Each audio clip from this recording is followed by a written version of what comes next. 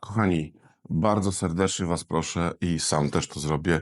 Subskrybujcie kanał Radio Rebeliant, ponieważ bardzo potrzebujemy i bardzo warto, bo tutaj się dzieje tyle rzeczy, że nie będziecie mieli czasu nawet wykorzystać subskrypcji, ponieważ jest tyle rzeczy i tyle informacji, i tyle gości i fantastyczna atmosfera. Niech wejdzie, bo to też jest na żywo. W związku z tym zapraszam, subskrybujemy kanał Radio Rebeliant i korzystamy z wiedzy. Aleksandra Makselon, Radio Rebeliant. Dzień dobry. Powyborczymi refleksjami podzieli się dziś z nami działaczka społeczna, filozofka, feministka, pani profesor Magdalena Środa. Witam serdecznie. Witam serdecznie. Pani profesor w swoim porannym poście na Facebooku pisze pani o depresji powyborczej. Czy obok zrozumiałego rozczarowania zawiedzionego wyborcy, kiełkuje już w pani typowa dla naukowca z kolei potrzeba zrozumienia tego, co się stało, dokonania swoistej analizy? Pani redaktor, to było coś więcej niż tak naprawdę depresja powyborcza, bo ja uczestniczyłam we wszystkich możliwych wyborach w Polsce demokratycznej i zawsze miałam bardzo wiele wahań. Nie byłam na 100% przekonana do prezydenta Wałęsy, właściwie nie byłam przekonana do prezydenta Kwaśniewskiego, ponieważ uważałam, że należy on do frakcji postkomunistycznej, ja byłam w opozycji, więc no i tak dalej, i tak dalej. Właściwie do końca, jak już oddawałam głos, to no tak wiedziałam, że jest jakaś opcja demokratyczna, więc trzeba powiedzieć jej swoje tak. Natomiast to były pierwsze wybory, kiedy ja byłam absolutnie przekonana, że Rafał Trzaskowski jest moim, nie to, że moim, bo nie mam żadnych osobistych uczuć, ale jest takim dobrym kandydatem. Jest takim kandydatem, który ma wiedzę, ma prezencję, ma umiejętności, umie się poruszać w świecie, co jest bardzo ważne dzisiaj. Ma też taki, powiedziałabym, urzędniczy instynkt. No jednym słowem, że to jest właściwa osoba na właściwym miejscu. Nawet sobie myślałam, Boże, jak on już będzie prezydentem, to ja wreszcie przestanę zajmować się tą polityką, że to będzie ta właściwa osoba na właściwym miejscu, więc można powiedzieć, że rozczarowanie po tych wyborach było no właśnie zwielokrotnione przez tę nadzieję związaną nie tylko z Rafałem Trzaskowskim, ale też jakby z moim stanem wewnętrznym, że oto dobra, na krakowskim przedmieściu siedzi ktoś, kto jest kompetentny i ja już nie będę musiała oceniać, denerwować się, wściekać, no bo przecież wszyscy wiemy, jak to było z prezydentem Dudą, że to było żenujących 10 lat. No, ale stało się jak się stało. Teraz jak widzę, różnego rodzaju są weryfikacje tych wyborów, bo rzeczywiście Trzaskowskiemu zabrakło bardzo niewiele głosów. Ja myślę, że taką moją pierwszą refleksją, właściwie dwie takie, które są banalne. Pierwsza to musimy się pogodzić z tym, taka jest Polska. Polska południowa, Polska wschodnia, Polska zaściankowa, katolicka, absolutnie zdominowana przez Kościół katolicki. Ja słyszałam opowieści i one są do zweryfikowania, że księża mówili, że głosowanie na Trzaskowskiego to jest grzech śmiertelny. No jednym słowem,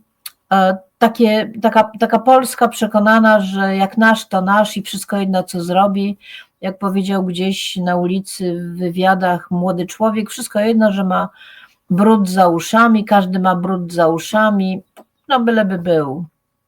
I to jest jakby jedno, no, trzeba sobie zdać z tego sprawę, że żyjemy w takim kraju, który ponosi konsekwencje zaborów, a to jest ewidentnie zabór rosyjski przede wszystkim. No i są ludzie, którzy są absolutnie, powiedziałabym, spacyfikowani przez Kościół katolicki nie najwyższego lotu intelektualnego.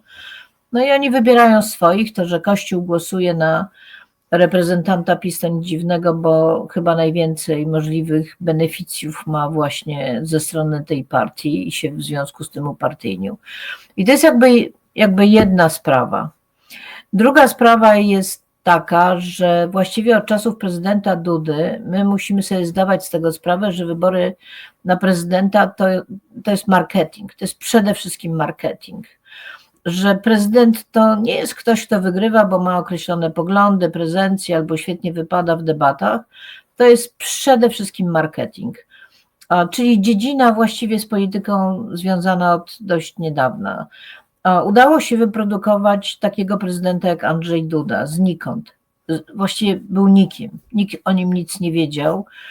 I ja myślę, że zadziałał taki mechanizm, że Jarosław Kaczyński zdawał sobie sprawę z tego, że w jego szeregach nie ma zbyt wielu intelektów wystarczających, aby przeprowadzić te wybory. W związku z czym Jarosław Kaczyński poszedł w profesjonalizm, nie wiem, amerykański zapewne, wynajął jakąś ekipę, opłacił jakieś pieniądze, być może zrobił to największy mózg w tej partii, czyli Adam Bielan. I po prostu wzięli znowuż osobę znikąd, wzięli znowuż dyzmę i wyprodukowali prezydenta, tak jak się produkuje, nie wiem, jakieś chipsy albo jakikolwiek inny produkt. Natomiast problem po stronie Rafała Trzaskowskiego polegał na tym, że tam było, powiem to językiem kolokwialnym, za dużo mądrali. Nie chcieli nikogo wynająć, sami wiedzieli lepiej, było dużo sprzecznych opinii, dużo pomysłów, jednocześnie te lepsze jakoś nie docierały do tych, którzy byli decydentami. Widać było wyraźnie, że Rafał Trzaskowski miota się i zajmuje nie swoje pozycje, jak na przykład wtedy, kiedy głosił prawicowe poglądy, na co mu Agnieszka Holland odpowiedziała wyraźnie: Polacy wolą jednak oryginał niż kopię, i to była absolutna racja. Były po prostu kłopoty, które bym nazwała kłopotami technicznymi po stronie ekipy Rafała Trzaskowskiego, no ale też patrząc się na całą kampanię, muszę powiedzieć, że no z takiego mojego intelektualnego punktu widzenia, no nie takiego, no inteligenckiego, to jest specjalnie jakby niepopularny punkt widzenia, to na przykład moim marzeniem była taka debata prezydencka między Magdaleną Biejat a Rafałem Trzaskowskim, że oto ścierają się na poglądy, na przekonania, są argumenty, racje.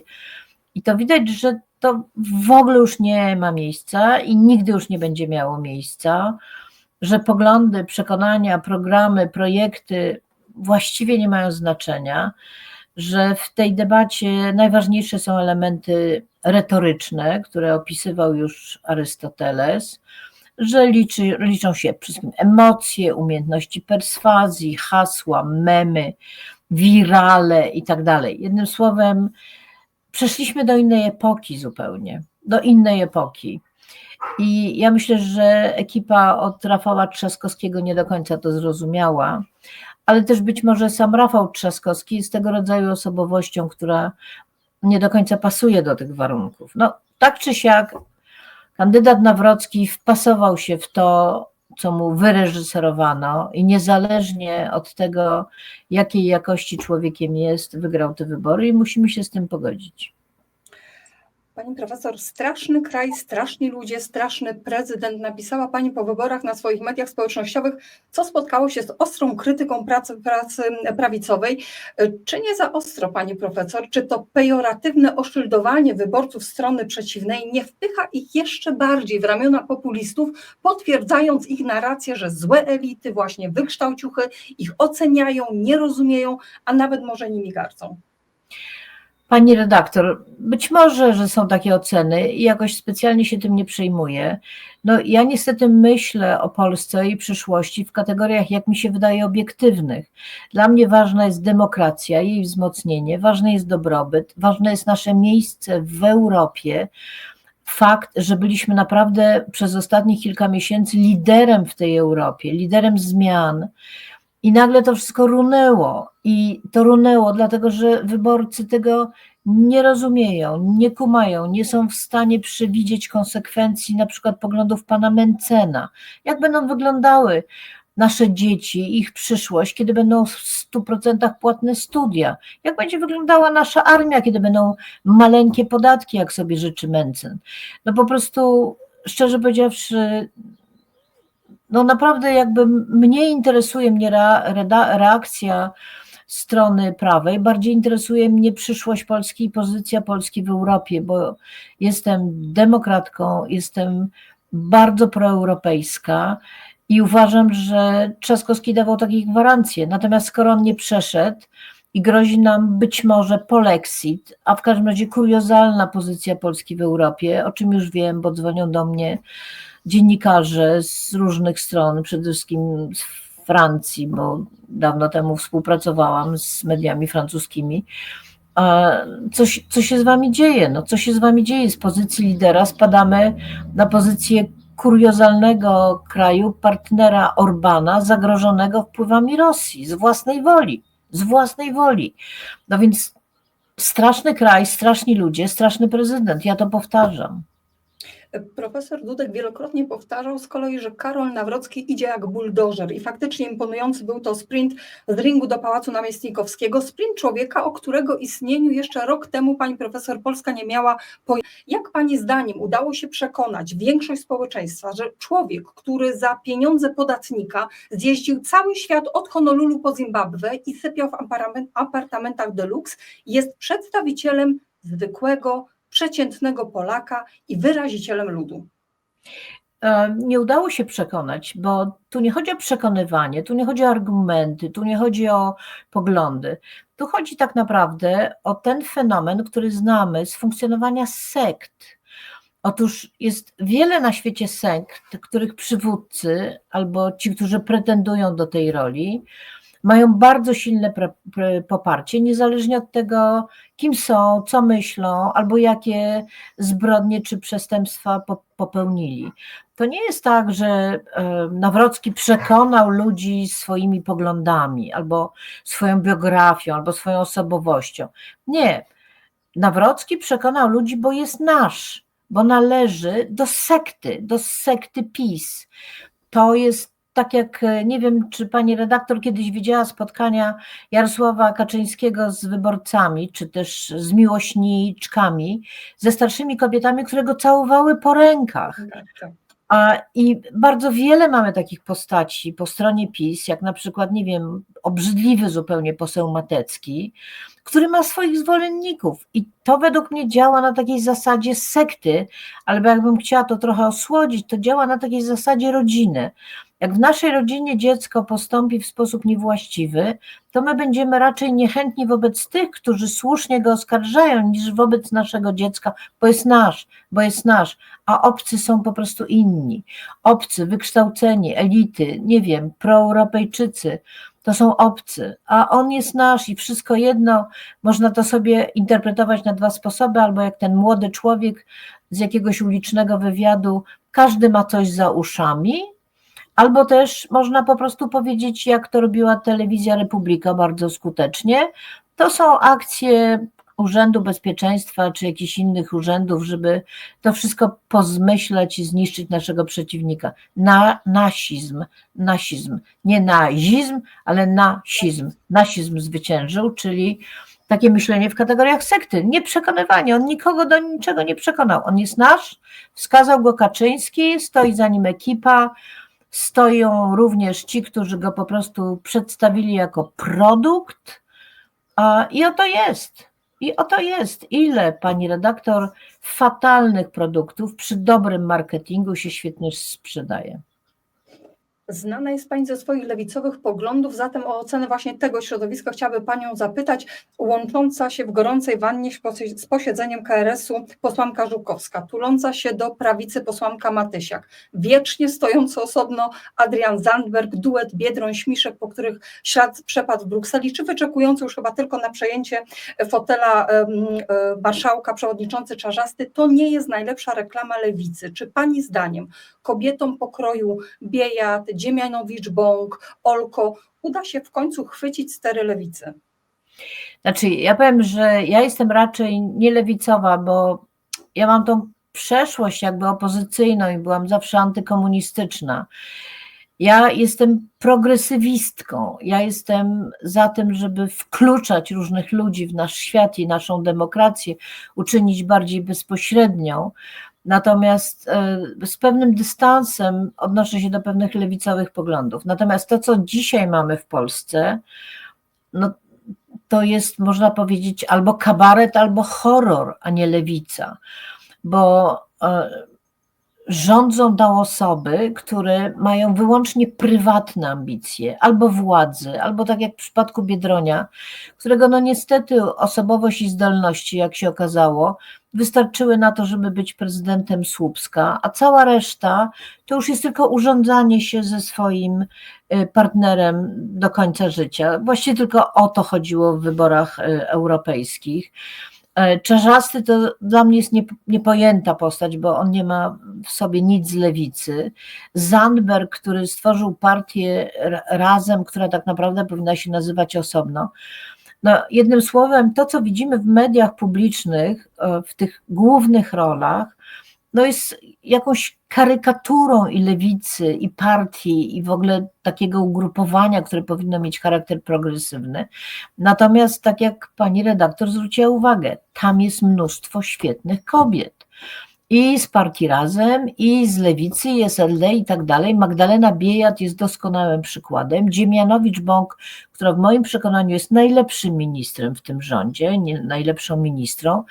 Jest Kucharska-Dziedzic, jest Olko, jest Rosa, Rosa, przepraszam, to jest akurat inne ugrupowanie. Moim marzeniem jest, moim marzeniem jest też tak, żeby te kobiety młode, dynamiczne, z poglądami, progresywne, otwarte, żeby one coś stworzyły wspólnego. Jeśli chodzi o samą lewicę, no to zdaje się, że w listopadzie jest ważny zjazd i być może dojdzie do jakiejś radykalnej zmiany ról, bo naprawdę już trzeba zapomnieć o takich figurach jak Biedroń, Śmiszek, Czarzasty, Zandberg, chociaż Zandberg oczywiście, ja napisałam i spotkał mnie za to duży hejt, no, że Zandberg wśród tego grona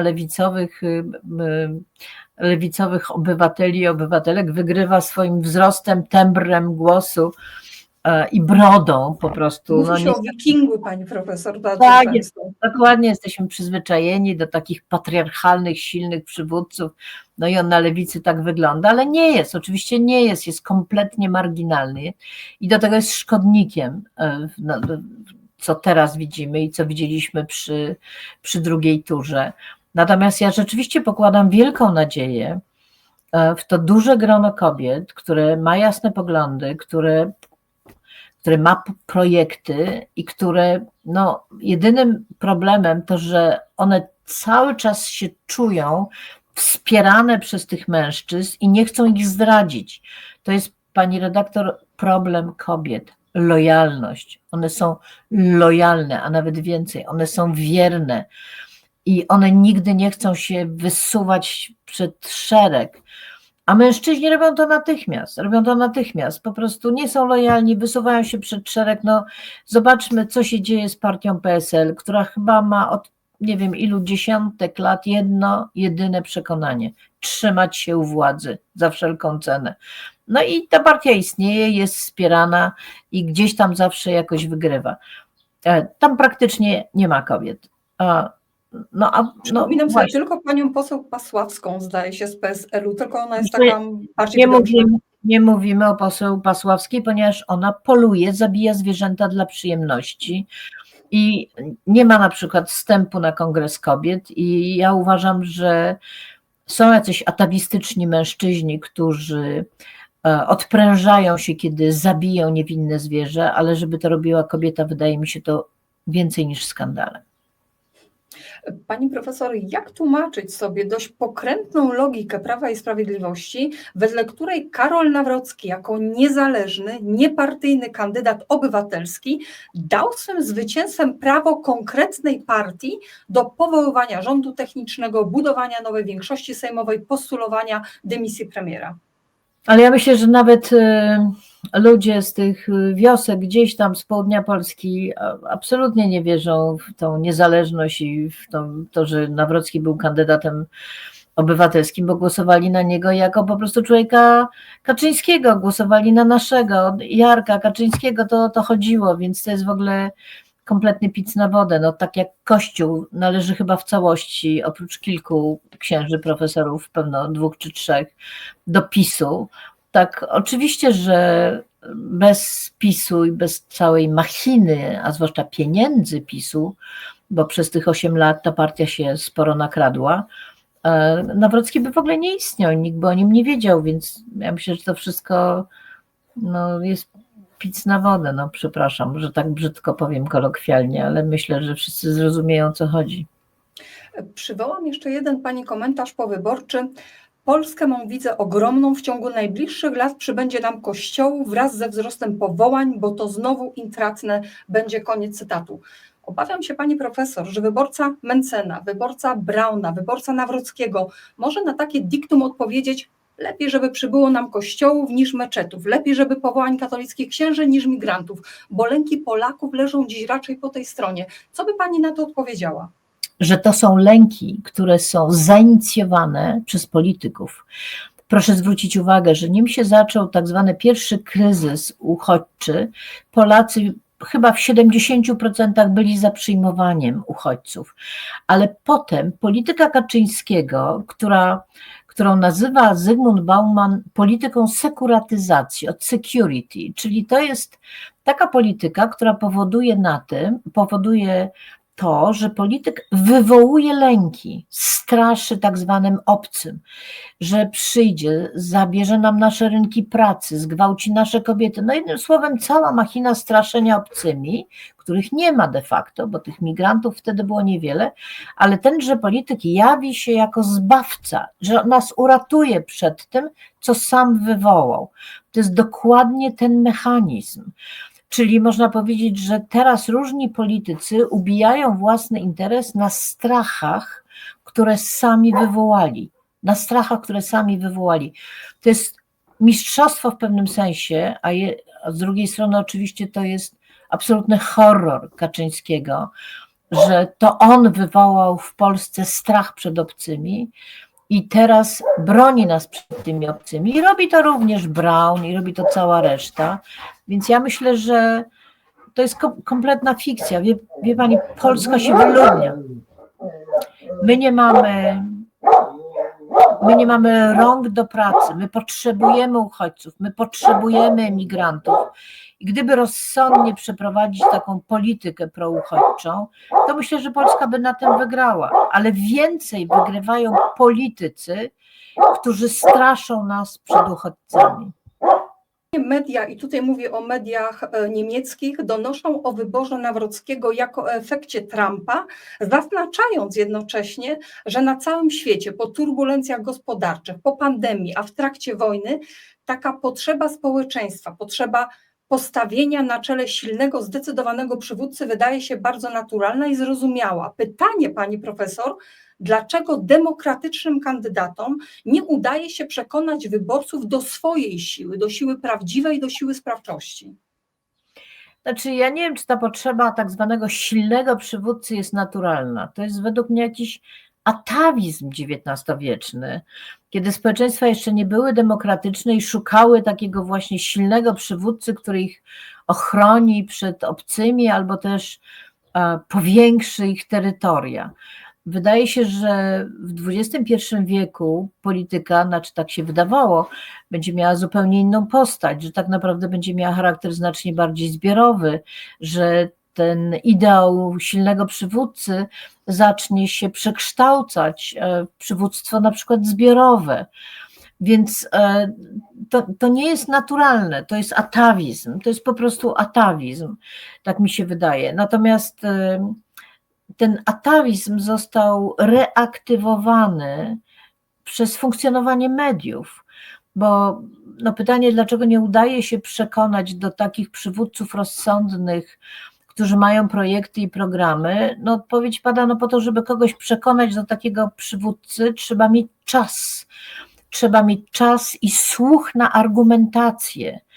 Dziś nie ma tego czasu, to znaczy nie ma nawyku słuchania kogokolwiek. Dziś są memy, dziś są wirale, dziś są hasła, dziś są potyczki, które wyglądają, jakbyśmy byli po prostu w cyrku i zderzali dwóch klaunów ze sobą. I ja się przede wszystkim o to obawiam, bo sama pamiętam, jak wiele lat temu, nim Polska na przykład przystąpiła do Unii, to w telewizji były debaty temu poświęcone, w których ja również brałam udział i to były debaty, które trwały godzinę, półtorej godziny. Każdy miał czas na wypowiedzenie swoich racji. W lutym tego roku wraz z Sylwią Hutnik została pani powołana do Warszawskiej Rady Kobiet. Orędowniczką spraw kobiet jest pani od wielu, wielu lat. Czy obawia się pani, że to nowe rozdanie wymusi na rządzie spowolnienia, nawet wyhamowanie realizacji wielu prokobiecych postulatów? Czy może uda się zawierać kompromis na przykład w kwestiach dotyczących bezpieczeństwa kobiet? Znaczy, z jednej strony jestem prawie pewna, że pewne kwestie zostaną zupełnie zamrożone, to znaczy kwestie praw reprodukcyjnych, kwestie statusu czy związków partnerskich LGBT. Zresztą w środowiskach, powiedziałabym, nieheteronormatywnych w tej chwili jest ogromny strach, że będą nie tylko zahamowane różne procesy nadające prawa, ale że zaczną się z powrotem prześladowania. Natomiast to nie jest tak, że na przykład konserwatyści są może przeciwko prawom reprodukcyjnym kobiet, ale są za bezpieczeństwem kobiet. To wszystko idzie w parze. Znaczy ja myślę, że jeśli Nawrocki będzie rzeczywiście reprezentował poglądy prawicowej strony, których to tubą jest Telewizja Republika, to nic się nie zmieni, wprost przeciwnie, walka o prawa kobiet w sensie politycznej walki i możliwości jakichkolwiek sukcesów zostanie kompletnie zamrożona. Natomiast trzeba pamiętać, pani redaktor, że mentalność i świadomość kobiet w Polsce jest bardzo rozbudzona, że to nie jest tak, że jeśli władza będzie milczała, zakazywała albo zamknie wszystkie możliwości ustaw dających kobietom pozycję autonomiczną i pozycję wolnościową, to kobiety się z tym pogodzą. Nie pogodzą się z tym, zwłaszcza młode pokolenia się z tym nie pogodzą, ale też te pokolenia, do których ja należę, nie sądzę, żeby to było możliwe, więc ja myślę, że będą powstawały napięcia, będziemy znowuż musiały robić pewne rzeczy na ulicy, a nie w parlamencie, na co miałyśmy ogromną nadzieję, ale było to wszystko blokowane zarówno trochę wolą polityczną rządzących ostatnio, ale w większym stopniu oczywiście obawą przed odrzuceniem przez prezydenta Dudę, więc ja myślę, że będzie dużo manifestacji, będzie dużo konfliktów, bo kobiety będą stawiały na swoim. Pani redaktor, cała Europa uznaje prawa reprodukcyjne kobiet i uznaje kobiety jako istoty posiadające pełnię praw, autonomiczne, odpowiedzialne, mogące decydować o swoim macierzyństwie. Polska jest jedynym krajem, który traktuje kobiety jak nie przymierzając dzieci albo obywatelki trzeciej kategorii, za których decyzje musi podejmować Kościół albo konserwatywny parlament, bądź tacy panowie jak właśnie Jarosław Kaczyński. To jest horror i większość kobiet to świetnie rozumie, chociaż oczywiście patrząc się na wyniki tych wyborów, są też takie kobiety, które nie do końca mają świadomość, w co się pakują, głosując na Nawrockiego. I dopiero wtedy, a miałam takich doświadczeń w swoim życiu bardzo wiele, kiedy zetkną się z własnym prywatnym problemem. Dziecko zgwałcone w wieku lat 16, albo z innym tego rodzaju przypadkiem, albo syn, który się kocha w swoim partnerze. I wtedy zaczną rozumieć, co to znaczy rząd, który ogranicza nasze indywidualne prawa, chociaż jego przedstawiciele mogą sobie robić, co im się żywnie podoba. Więc ja myślę, że będzie ostro. Będzie ostro. Ja wrócę, pani profesor, do wątku prezydenckich wet. Rządowa koalicja, jak się okazało, nadaremnie czekała na zmianę w Pałacu Prezydenckim i wstrzymywała uchwalenie wielu ustaw, tłumacząc to wysokim prawdopodobieństwem ich zawetowania. W efekcie rząd zniechęcił do siebie część głównie właśnie lewicowego elektoratu, któremu nie udowodnił nawet woli dowiezienia pewnych obietnic. Czy widzi pani sens w uchwalaniu już po przejęciu urzędu przez Karola Nawrockiego tychże odłożonych ad acta ustaw, związki partnerskie, liberalizacja prawa aborcyjnego w celu stworzenia swoistego katalogu wet prezydenta i jako czytelnego sygnału dla części elektoratu, że rząd pamięta o swoich zobowiązaniach? Tak, to jest w ogóle mój pomysł. Znaczy ja uważam, że teraz rząd powinien przedstawić cały pakiet dobrych ustaw, dobrych, demokratycznych, wolnościowych, zwiększających autonomię znaczącej części społeczeństwa. I ten pakiet powinien być dokładnie taki, że obejmuje jakby większość potrzeb tych, które były zgłaszane od wielu lat i pokazać rzeczywiście, że no niestety to jest kompletna blokada i uprzytomnić różnym ludziom, na co się zdecydowali. To znaczy dla części, jak mówiłam, skoro nie mają osobistych doświadczeń, to będzie zupełnie abstrakcyjne i być może będą mówili, owszem, Nawrocki razem z Kościołem i to jest słuszne, no ale myślę, że sposób przekonania tych, którzy są zawiedzeni po demokratycznej stronie, właśnie w taki sposób, że będzie tych ustaw bardzo dużo. No, pani redaktor, jest taka nadzieja. W każdym razie niektórzy mi ją przedstawiają, że być może Nawrocki w tej nowej roli będzie się zupełnie inaczej zachowywał, że być może zejdzie ze smyczy Jarosława Kaczyńskiego i być może zachowa się w sposób optymistycznie nieprzewidywalny, chociaż ja jestem tutaj pesymistką, ale według mnie rząd powinien nie zważać na nic, tylko procedować określone ustawy i przedstawiać je tak, żeby taki pakiet był gotowy. Jak nie przejdzie przy tych wyborach, to może przejdzie przy następnych wyborach, ale rząd w ogóle powinien być przygotowany na różne opcje, rząd i koalicja, no ja bym powiedziała szerzej, demokraci, którzy mają jakąkolwiek władzę ustawodawczą, no bo nie wiadomo, jaka będzie najbliższa przyszłość i jak będzie tak naprawdę, jak będą wyglądały polityczne gry w ciągu najbliższego roku. Notabene, o ileż łatwiej byłoby Rafałowi Trzaskowskiemu przekonać niektórych wyborców, gdyby na wiecach mógł zaprezentować taki plik niepodpisanych przez prezydenta Dudę ustaw i wskazać, jak istotna jest współpraca obu pałaców, żeby zmiany naprawdę mogły ruszyć. Prawda, pani profesor? Znaczy cały problem, pani redaktor, polegał na tym, że koalicja nie miała żadnej komunikacji. Po prostu ja rozumiem, że nie chcieli mieć rzecznika rządowego, bo przy koalicji to dosyć trudno, ale wystarczyło komunikować. Zobaczcie, ile zrobiliśmy, zobaczcie, jakie są blokady, zobaczcie, takie ustawy, takie osoby, mamy takie pomysły, takie projekty i wszystko by to przeszło, gdyby nie prezydent Duda. Natomiast to jest chyba największy problem tej koalicji. Właściwie zero komunikacji. My nie wiedzieliśmy, co tam się dzieje, to znaczy osoby, które mają znajomych w parlamencie, to wiedziały mniej więcej, co tam jest procedowane. Ale nie było takiego jasnego komunikatu, ile ten rząd się stara, bo się starał, ile rzeczy jest absolutnie blokowanych, ile można byłoby osiągnąć, gdyby ten rząd nie był demokratyczny. Ja pamiętam takie spotkanie we wrześniu z Jarosławem Kaczyńskim, proszę bardzo, co ja mówię, z Lechem Wałęsą, chciałam powiedzieć, z Lechem Wałęsą, który powiedział, macie pretensje, że wszystko jest tak źle procedowane, mówi, to trzeba było zamiast demokratów i ministra Bodnara wziąć sobie dyktatora. Dyktator by to przeprowadził natychmiast, tak jak Jarosław Kaczyński swego czasu. Mądrość niekiedy Lecha Wałęsy mnie zaskakuje. Mówi, no niestety w państwie praworządnym to nie ma tak, że jest dyktat dyktatora i wszystko leci. Nie wiem, czy państwo pamiętają, Kaczyński miał takie określenie imposybilizm prawny. Jednym słowem, no są takie przeszkody konstytucyjne i prawne, które nie pozwalają mu działać. On to przełamał, jak wiadomo. Natomiast minister Bodnar tego nie przełamuje, bo jest naprawdę rzetelnym, praworządnym prawnikiem.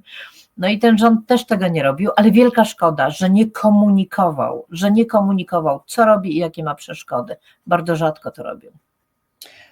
Pani profesor, kilka słów o frekwencji. Wysoka frekwencja zdecydowanie powinna być powodem do radości i dumy pod warunkiem, że wynika z dojrzałości demokracji i autentycznego zaangażowania obywatelskiego. Obawiam się jednak, że niekoniecznie jest to kazus Polski i wysoka liczba głosujących zarówno w wyborach parlamentarnych w 2023 roku, jak i w tegorocznych wyborach prezydenckich dowodzi głównie skrajnej polaryzacji, głębokich podziałów społecznych i silnych emocji. Jak pani to ocenia? Oceniam to tak, że Polacy poszli nie do wyborów, tylko poszli na bitwę. Na bitwę. My poszliśmy na bitwę. Jedni przeciw drugim, ewidentnie.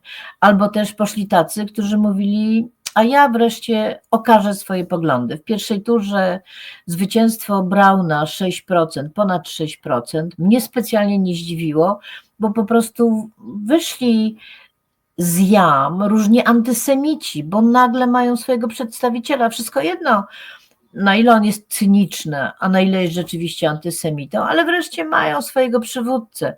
Także ja bym powiedziała, że to nie świadczy do końca o dojrzałości demokratycznej i obywatelskiej, raczej świadczy o naszym szlacheckim pochodzeniu i potrzebie staczania kolejnych bitew, nawet jeśli ona będzie przegrana, to i tak będziemy z niej dumni. Więc nie, to raczej tutaj zadziałał Kościół, który mobilizował, a ponieważ Kościół mobilizował, no to demokraci też się mobilizowali, a ponieważ demokraci się mobilizowali, to Kościół jeszcze bardziej mobilizował i to tak poszło jak to w naszych bitwach. A to nie poszło z takiej dojrzałości, bo gdyby to była taka dojrzałość demokratyczna, to jednak byłby tam włączony ten element, no wiem na kogo głosuję, wiem dlaczego głosuję, wiem jakie będą konsekwencje przekonań tego kandydata, czym będzie Polska, kiedy wygra jeden albo drugi, a nie, to było raczej takie no, na konia wsiądziem i jakoś to będzie, no, ten styl z Mickiewicza, z pana Tadeusza. Elektorat Prawa i Sprawiedliwości okazał się nie tylko niezwykle wierny decyzji prezesa, ale i bardzo hojny, pani profesor. Komitet Wyborczy Karola Nawrockiego zebrał prawie 23 miliony złotych, a przypomnę, że kampanijny limit wydatków wynosi 24,6 miliona złotych. Jak to się dzieje, że wyborca Prawa i Sprawiedliwości, niezależnie od okoliczności, w sposób tak zdyscyplinowany zbiera szyki i otwiera portfele? Ja nie wiem, czy to są wyborcy, którzy otwierają portfele, ale Jarosław Kaczyński pod tym względem jest świetnym politykiem. Ja myślę, że przez 8 lat swoich rządów on bardzo dobrze kalkulował, to znaczy pomyślał sobie, przyjdzie czas, kiedy będziemy potrzebowali pieniędzy. I te wszystkie fundusze, które zostały potworzone, te bardzo dziwne źródła finansowania, one zaowocowały w czasie tych wyborów. Jakimi drogami one przeszły do prostego wyborcy PiS-u, to nie będziemy w to wnikać i pewno nie da się tego rozszyfrować. Ale nie sądzę, żeby to obywatele Podlasia, albo nie wiem, mieszkańcy Podkarpacia, albo osoby z Beskidu otworzyli swoje portfele. Ja nie sądzę, żeby to tak wyglądało. Tak naprawdę pewno są jakieś kanały, żeby te pieniądze, które były tak naprawdę zagrabione nam wszystkim w ciągu 8 lat, co widać po funkcjonowaniu funduszy, no, że to są te pieniądze, które zagrały.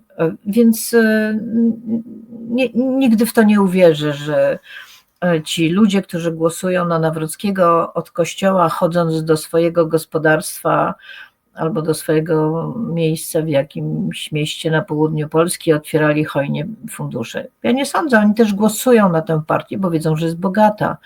To są ci sami ludzie, którzy po prostu uważają, że tacy posłowie jak poseł, nie wiem, Romanowski czy ksiądz Olszański, który 100 milionów na rzekomą siedzibę dla przeciwdziałania przemocy spożytkował, no to są ci sami ludzie, którzy naprawdę wierzą w to, że to są legalne pieniądze, że to nie są pieniądze nas wszystkich. Także nie, żadnych nie widzę otwierania portfeli. Raczej widzę przepływ tych pieniędzy, które były zawłaszczone w czasie rządów PiS do, nie wiem, w taki sposób, żeby to nie było specjalnie widoczne.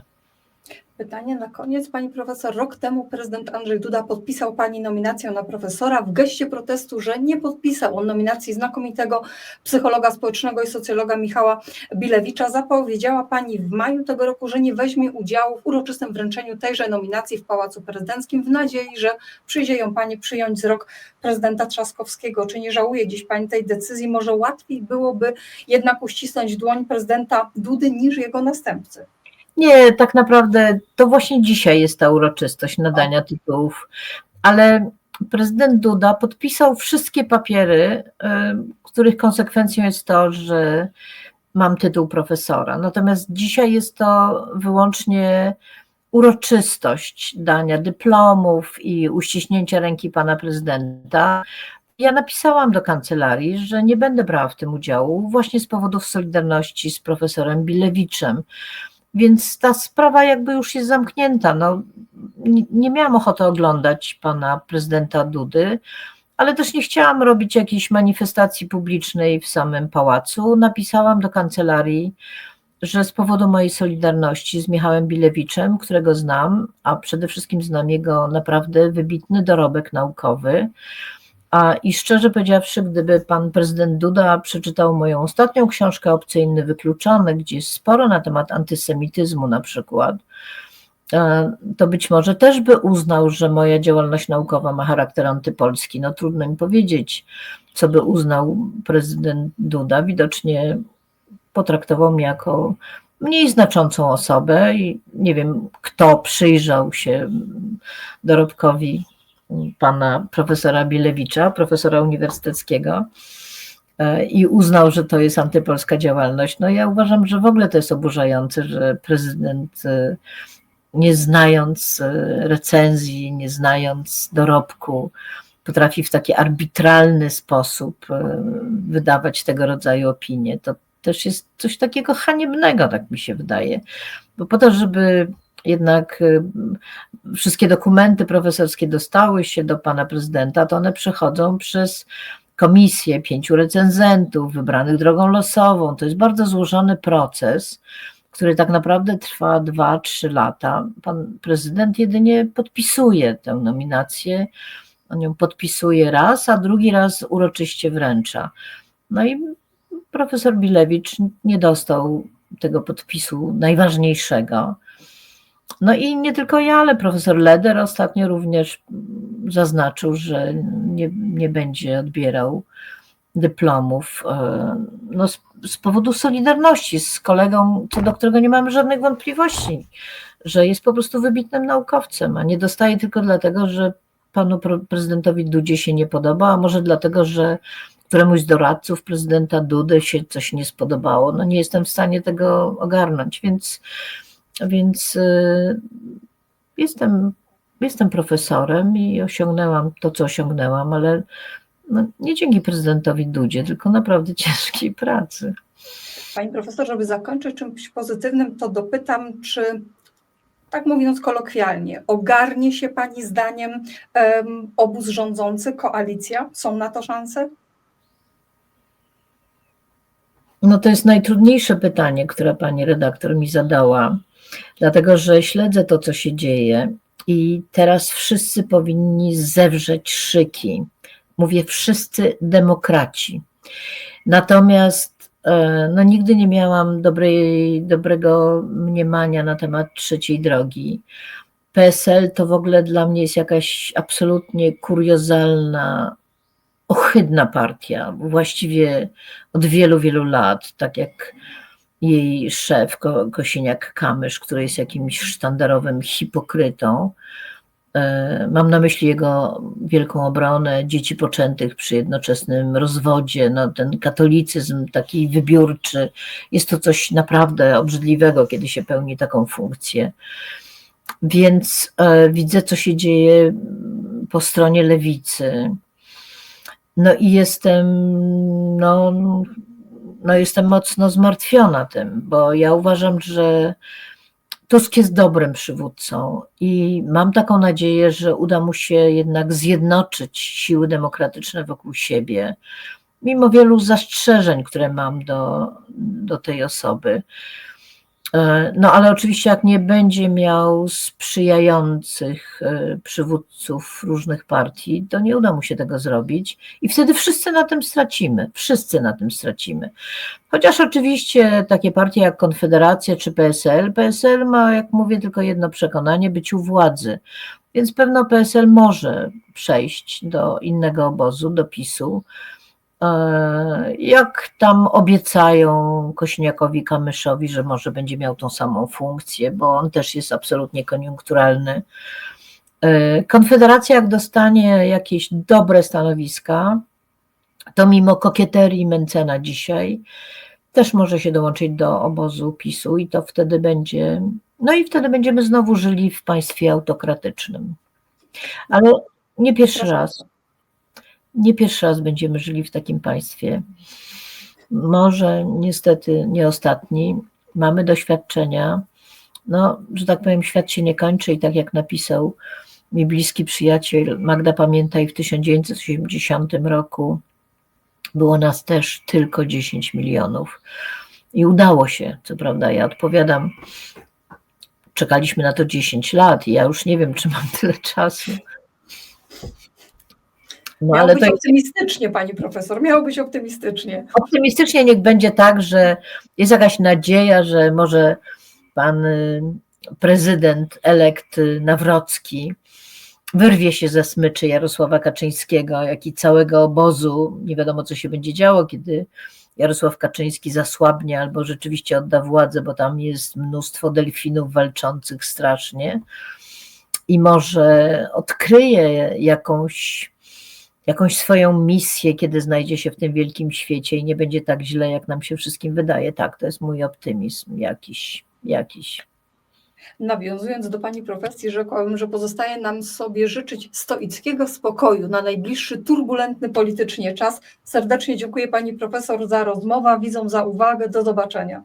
Do zobaczenia, a jednocześnie uważności. Patrzeć się, co się dzieje. Dziękujemy, do widzenia. Do widzenia. Szanowni widzowie, pamiętajcie, żeby zasubskrybować kanał Radia Rebeliant. To bardzo pomaga tym wszystkim ludziom, którzy swój wolny czas, swoją energię, swoje pieniądze też przeznaczają na to, żeby tworzyć dla Państwa to wspaniałe radio, ten wspaniały kanał, tą wspaniałą telewizję i przekazywać Wam bieżące informacje. Subskrypcja nic nie kosztuje, wystarczy kliknąć tam odpowiedni guziczek, a oni dzięki temu mogą rozwijać Radio Rebeliant. Także jeszcze raz bardzo proszę o subskrypcję, lajki i pełne wsparcie dla rebeliantów.